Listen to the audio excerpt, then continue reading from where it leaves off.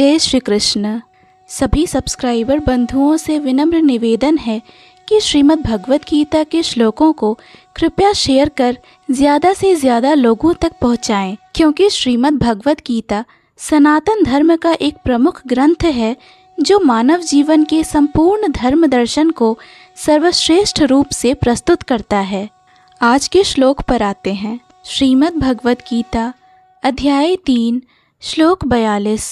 इंद्रियाणि पराण्याहुः इंद्रियेभ्यः परं मनः मनसस्तु परा बुद्धिः यो बुद्धे परतस्तु सः। कर्मेंद्रियां जड़ पदार्थ की अपेक्षा श्रेष्ठ हैं, मन इंद्रियों से बढ़कर है, बुद्धि मन से भी उच्च है और वह आत्मा बुद्धि से भी बढ़कर है। अर्थात इंद्रियां काम के कार्यकलापों के विभिन्न द्वार हैं।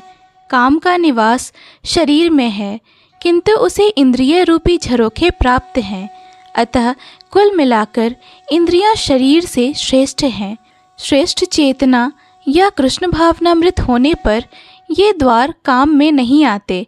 कृष्ण भावनामृत में आत्मा भगवान के साथ सीधा संबंध स्थापित करता है।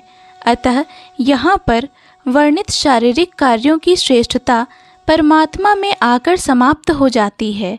शारीरिक कर्म का अर्थ है इंद्रियों के कार्य और इन इंद्रियों के अवरोध के अर्थ है सारे शारीरिक कर्मों का अवरोध। लेकिन चूंकि मन सक्रिय रहता है, अतः शरीर के मौन तथा स्थिर रहने पर भी मन कार्य करता रहता है। यथा स्वप्न के समय मन कार्यशील रहता है, किंतु मन के ऊपर भी बुद्धि की संकल्प शक्ति होती है और बुद्धि के भी ऊपर स्वयं आत्मा है।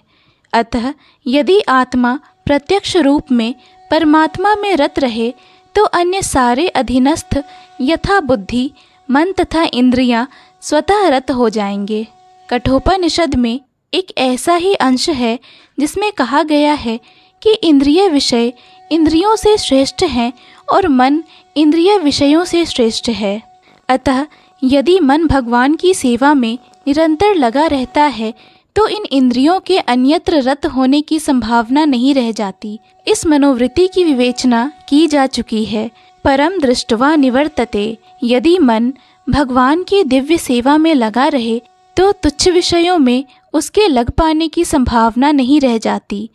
कठोपनिषद में आत्मा को महान कहा गया है।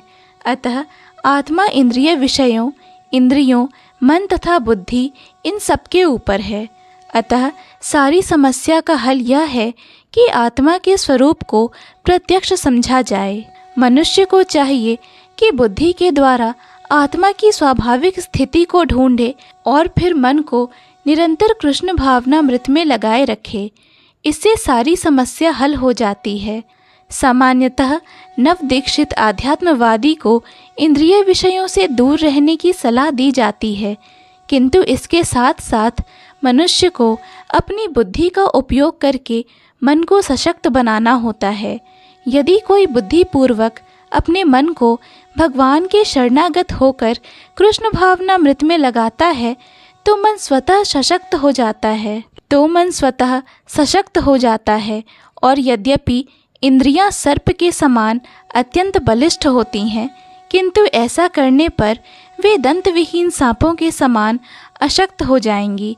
यद्यपि आत्मा बुद्धि, मन तथा इंद्रियों का भी स्वामी है, तो भी जब तक इसे कृष्ण की संगति द्वारा कृष्ण भावनामृत में सुदृढ़ नहीं कर लिया जाता, तब तक चलायमान मन के कारण नीचे गिरने की पूरी संभावना बनी रहती है। जय श्री कृष्ण। पूर्ण भगवत गीता के श्लोकों को सुनने और समझने के लिए कृपया इस चैनल को सब्सक्राइब करें। वीडियो पसंद आया हो तो लाइक और शेयर करें।